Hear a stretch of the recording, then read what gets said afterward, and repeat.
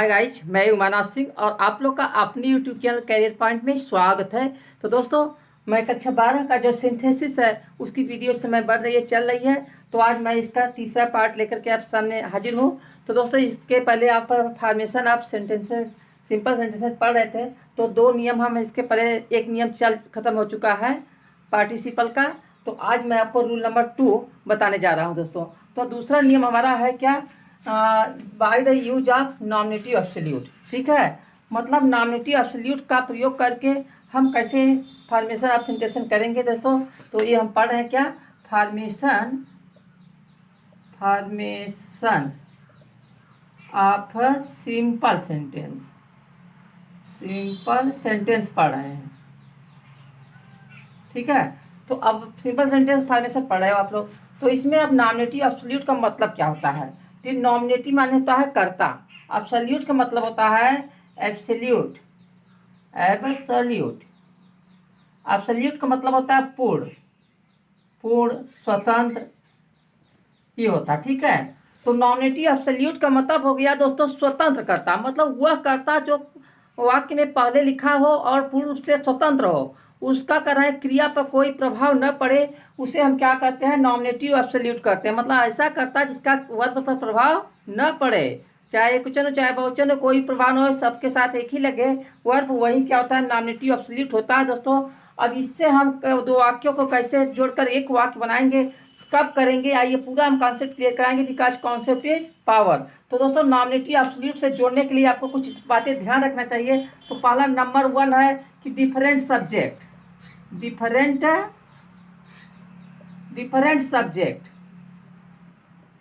मतलब कि कर्ता जो है अलग अलग होना चाहिए। ये जो है हमारा दोस्तों याद रखना, यह जो है पार्टिसिपल का रूप है, पार्टिसिपल का ही रूप ये भी है। तो पार्टिसिपल में हम आपको पढ़ा चुके हैं कैसे जोड़ना है, नहीं देखियो तो प्लेलिस्ट से वीडियो देख लेना दोस्तों। तो पार्टिसिपल का ही रूप है।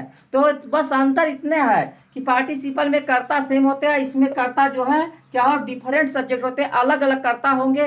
तब हम किससे जोड़ेंगे, नॉमिनेटिव एब्सोल्यूट से जोड़ेंगे। और अगला इसका रूप हमें कॉजल रिलेशन इन वर्क,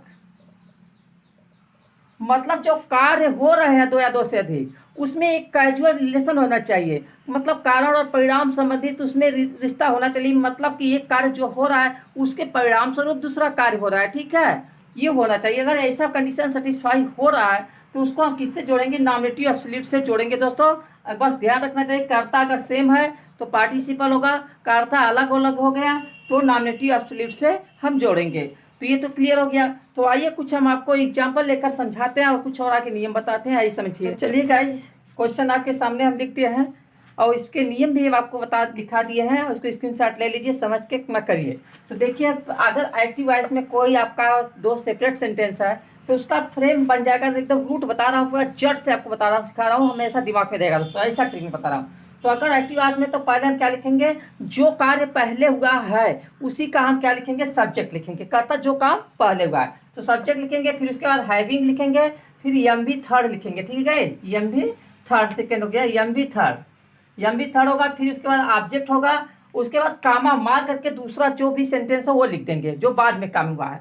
अगर दोस्तों पैसिव वॉइस में आया है तो पहले हम सब्जेक्ट लिखेंगे, फिर हैविंग लिखेंगे, फिर बीन लिखेंगे। ठीक है, हैविंग के बाद बीन जुड़ जाएगा, फिर एम भी थर्ड हो जाएगा, फिर अदर वर्ड्स लिखेंगे, उसके बाद दूसरा जो वाक्य है वो लिख देंगे कामा मारकर। अगर दोस्तों वर्ब टू बी, अगर वाक्य में वर्ब टू बी आया है, लिंकिंग वर्ब आया है, जैसे इज, आर, एम, वाज, वर, ये सब आए हैं, तो उसका नियम यह है कि पहले सब्जेक्ट लिखेंगे, फिर बीइंग लिखेंगे, फिर अदर्स वर्ड्स उसमें जो शब्द है वो सब लिख दीजिएगा, फिर कामा मार करके दूसरा वाक्य जो है वो लिख दीजिएगा। तो आइए एग्जाम्पल जो है आपके सामने है, अब यहाँ पर आइए समझते हैं, देखते हैं। तो सेपरेट सेंटेंस हमारा है, ये भी आपका एग्जाम्पल है दोस्तों।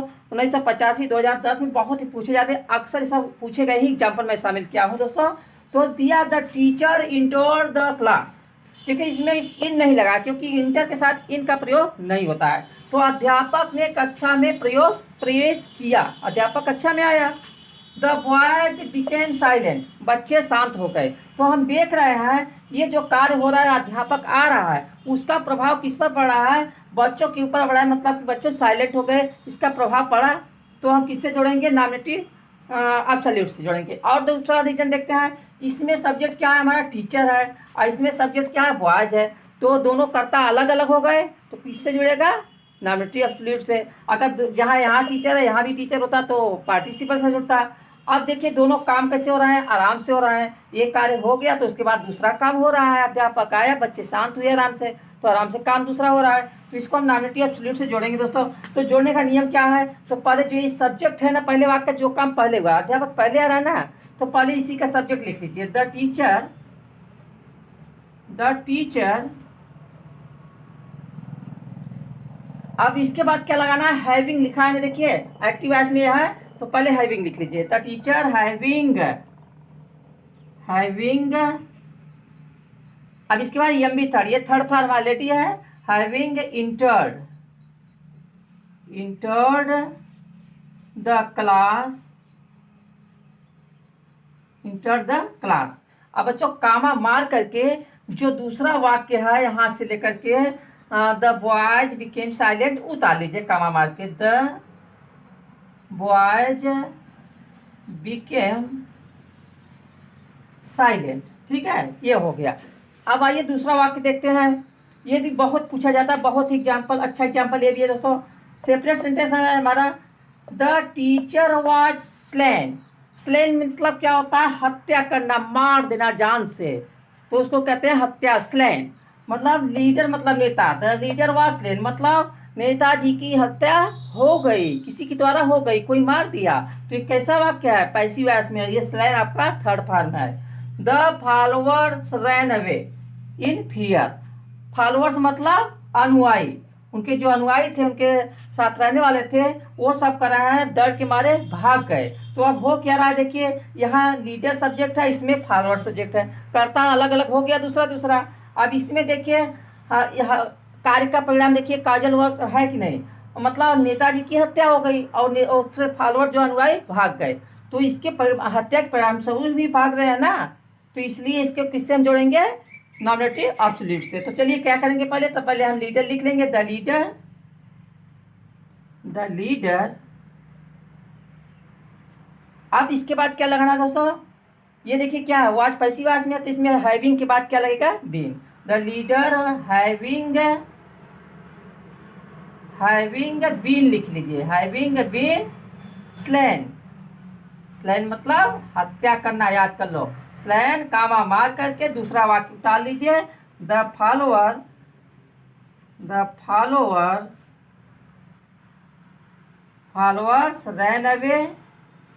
Ran away in fear.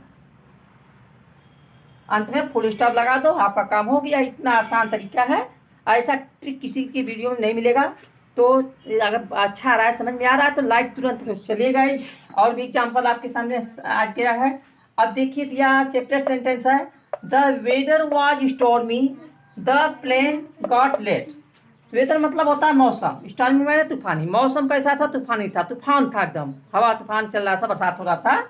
The plane मतलब हवाई जहाज, गॉट लेट इसलिए हवाई जहाज क्या हो गई? देर हो गई उसको आने में। अब यहाँ पर देख रहे हैं करता क्या, यहाँ वेदर है, यहाँ पर प्लेन है, अलग अलग करता हो गया, तो किससे जोड़ेंगे? नॉमिनेटिव एब्सोल्यूट से। अब देखिए द वेदर वाज स्टॉर्मी मतलब मौसम गंभीर था, और इसलिए प्लेन लेट हुई, रीजन भी है इसी कारण लेट हुई, तो रीजन भी वो काजल हो गया, तो हम जोड़ेंगे किससे? नॉमिनेटिव एब्सोल्यूट से। अब देखिए दोस्तों है क्या, यहाँ पर लिंकिंग वर्ब आ गया है नवाज, ये यहाँ पर हम हेल्पिंग वर्ब नहीं है आवाज, यहाँ क्या है? लिंकिंग वर्ब है, वर्ब टू बी है ये, क्योंकि यहाँ पर ये स्टॉर्मी आपका ये एडजेक्टिव है, इसलिए आपका हेल्पिंग वर्ब नहीं है, पैसिव वॉइस से नहीं है, इतना पहचान लेना। तो देखिए इसमें करना क्या है, तब इसके लिए नियम ये वाला लगाएंगे, तीसरा वाला वर्ब टू बी वाला, सब्जेक्ट फिर बीइंग करेंगे। तो दोस्तों इसका सब्जेक्ट क्या है? द वेदर हो गया, द वेदर। अब वॉइस किंग क्या हो जाएगा? बीइंग हो जाएगा, the weather being, BEING, being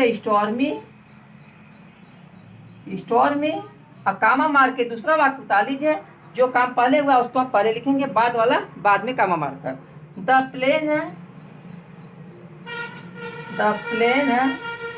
got late. ये हो गया आपका। आइए एक एग्जाम्पल और देख लेते हैं। प्यारा सा एग्जाम्पल ये भी पूछा गया आपका, बहुत अच्छा है 2013 में। तो it was cold, it was cold मतलब ठंडी थी, और नो वन वेंट आउट, कोई भी बाहर नहीं गया। तो यहाँ पर देख रहे हैं, यहाँ करता इट है, यहाँ करता नो वन है, दो डिफरेंट ऑब्जेक्ट हो गए। और ठंडी थी इसीलिए वो लोग बाहर नहीं गए, इसका इसी के कारण ये हो रहा है, तो रीजन भी है। तो इसलिए दोनों वाक्य नॉमिनेटिव स्पिरिट से जोड़ेंगे। तो पहले इट है तो इट उतार ही लीजिए आप पहले, इट। अब यहाँ वाइस किन क्या हो जाएगा, बीइंग हो जाएगा, इट बीइंग कोल्ड। अब कामा मार के दूसरा वाक्य उतार लो आराम से, नो वन वेंट आउट। अंत में फुल स्टॉप लगा दीजिए, बस चेंज हो गया। तो आज दोस्तों नॉमिनेटिव एब्सोल्यूट से कैसे जुड़ना था उसको मैंने पूरा क्लियर कर दिया। अगर अच्छा लगा है, समझ में आ गया, तो एक लाइक मारिए जाते जाते।